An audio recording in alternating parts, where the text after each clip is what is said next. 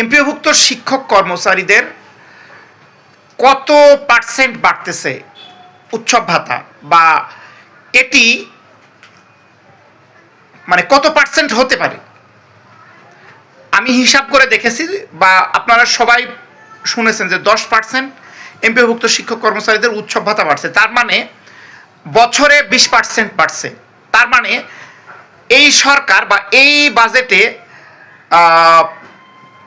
1.66% টাকা বৃদ্ধি করছে বর্তমান সরকার। আর ওইভাবে যদি বলেন তাহলে অন্তর্বর্তীকালীন সরকার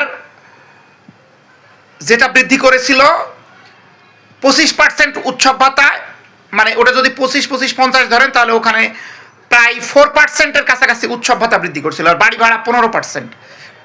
তো সেক্ষেত্রে আমরা বুঝলাম যে অন্তর্বর্তীকালীন এমপিওভুক্ত শিক্ষক কর্মচারীদের মোট 20% টাকা বৃদ্ধি করেছিল। তো আমরা আশা করি মাননীয় প্রধানমন্ত্রী তারেক রহমান অন্তত এই 20% টাকা যে কোনোভাবে হোক, সেটা উৎসব ভাতা হোক, বাড়ি ভাড়া হোক, এই 20% টাকা যেন বৃদ্ধি করে দেয়। মাননীয় প্রধানমন্ত্রী তারেক রহমানকে এই কারণে ধন্যবাদ, অন্তত আন্দোলন ছাড়াই 1.66% টাকা বৃদ্ধি করেছেন উনি।